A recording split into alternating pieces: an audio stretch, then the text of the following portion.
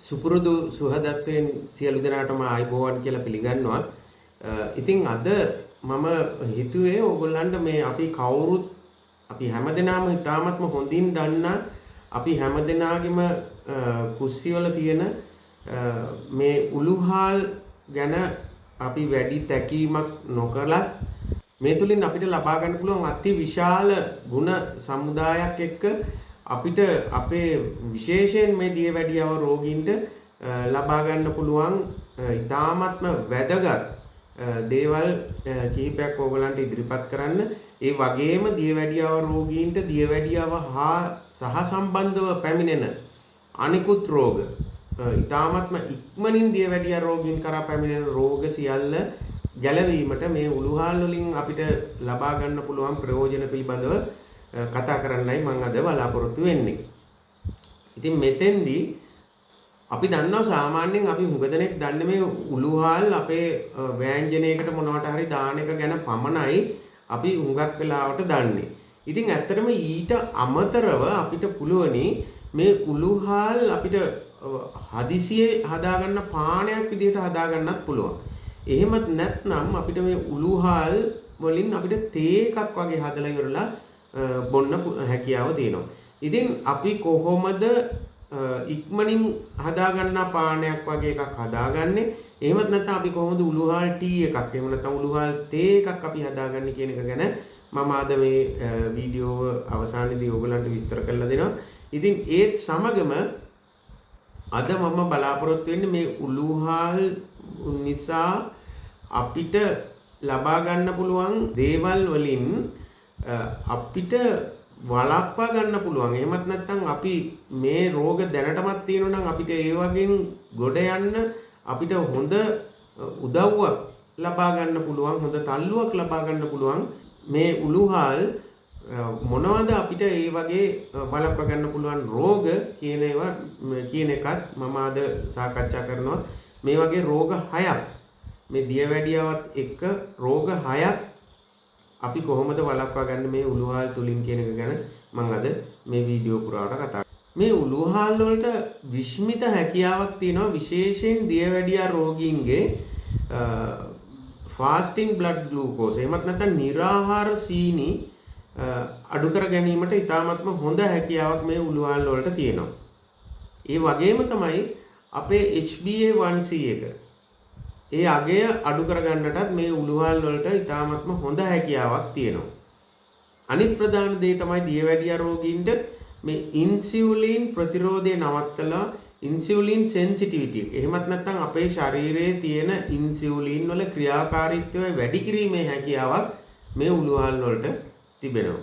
ඉතින් අනිත් එක තමයි මේ දියවැඩියා රෝගීන් බොහෝ දෙනෙකුට දියවැඩියාවත් සමග හොඳින් නෑකම් කියන දෙයක් තමයි මේ කොලෙස්ටරෝල්. ඉතින් මේ උළුහාල් වලට මේ කොලෙස්ටරෝල් LDL කොලෙස්ටරෝල් අඩු කිරීම සහ HDL කොලෙස්ටරෝල් වැඩි කිරීම කියන ගුණාංග වලට ඉතාමත්ම හොඳ සහයෝගයක් මේ උළුහාල් වලට ලබා දෙන්නට හැකියාව තියෙනවා. ඒ වගේම දියවැඩියාවත් සමග තවත් වෙන දෙයක් තමයි මේ ස්ථූලතාවය. මේ ස්ථූලතාවය අඩු කරන්නට මේ උළුහාල් වක්‍රාකාරව දායක වෙනවා. ඒ කියන්නේ දැන් මේ උළුහාල් පානයක් තුලින් අපිට පුළුවනි අපේ අධිකව පැමිණෙන බඩගින්න පාලනය කරන්න. ඉතින් මේ බඩගින්න පාලනය කිරීම තුළින් අපිට ස්ථූලතාවයට ඉතාමත්ම මනා පිටුවහලක් ලැබෙනවා. ඉතින් මේකේ සුවිශේෂී හැකියාවන් විදිහට අපි කතා කරා දියවැඩියාව රෝගීන්ට තියෙන ප්‍රයෝජන. ඉතින් එතකොට මේ දියවැඩියාව රෝගීන්ට ඒ සියලුම ප්‍රයෝජන මේ උළුහාල් ගැනීම තුළින් ලැබෙනවා. ඒ වගේම තමයි මේකට මනා හැකියාවක් තියෙනවා මේ ශරීරයේ ප්‍රදාහයන් අඩු කරන්න. අපේ ශරීරයේ නොයෙකුත් තැන්වල ඇති වෙන ප්‍රදාහයන් නිසා අපිට සුවිශේෂී රෝගවලට භාජනය වෙන්නට සිද්ධ වෙනවා.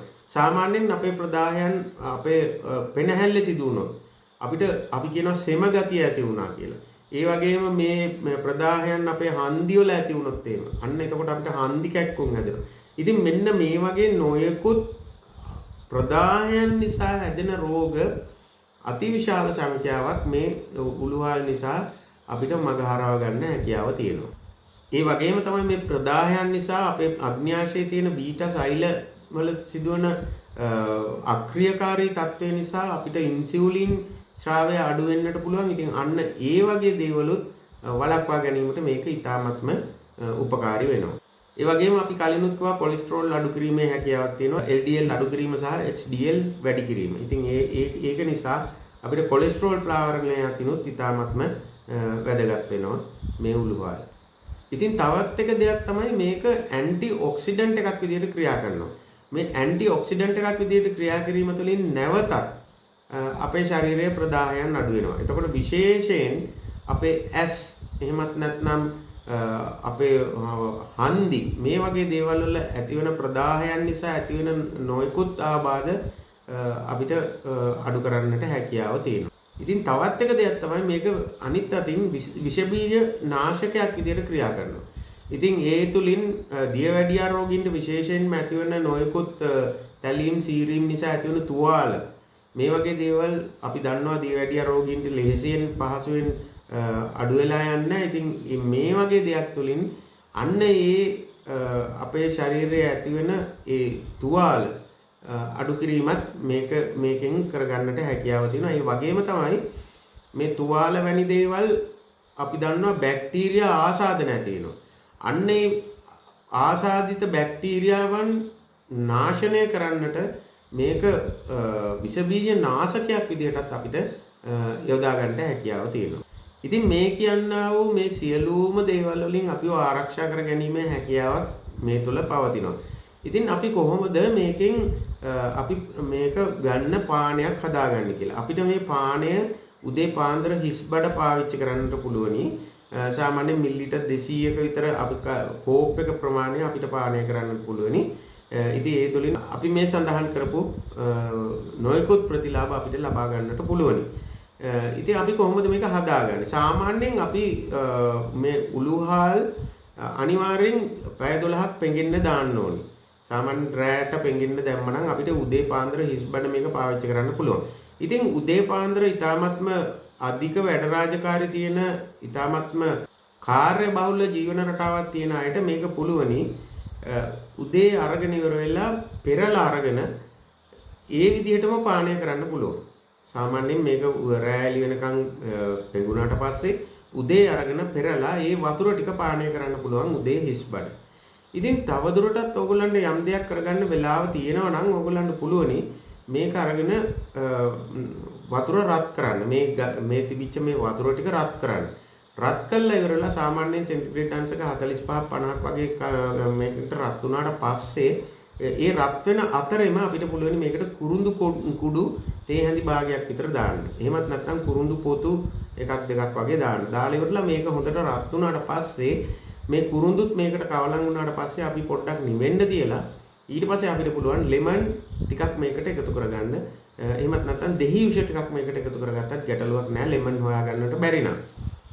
ඒ තුලින් අපිට ඒකෙත් ඇන්ටි ඔක්සිඩන්ට් අපිට මේකෙන් ලැබෙනවා. ඒ වගේම කුරුඳු වල තියෙන අතිශය මහත් ගුණ ගොඩක් මේකෙන් අපිට ලැබෙනවා. ඉතින් මේක අපිට රස්නෙට තේ එකක් විදිහටත් පානය කරන්නට හැකියාව තියෙනවා. එතෙන්දී අපි තේ එක හදා ගන්න හරි එහෙම නැත්නම් උදේ පානයක් විදිහට හරි ගන්න අපි මේ උළුහාල් මේස හැන්දක් වගේ ප්‍රමාණයක් තමයි පාවිච්චි කරන්න ඕනේ. මේක දවසකට ගන්න පුළුවන් ප්‍රමාණය ඒ කියන්නේ ග්‍රෑම් 10ක් පමණ තමයි පාවිච්චි කරන්න ඕනේ. ඉතින් මේක අපි හැමදාම බීමට අවශ්‍ය වන්නේ නැහැ.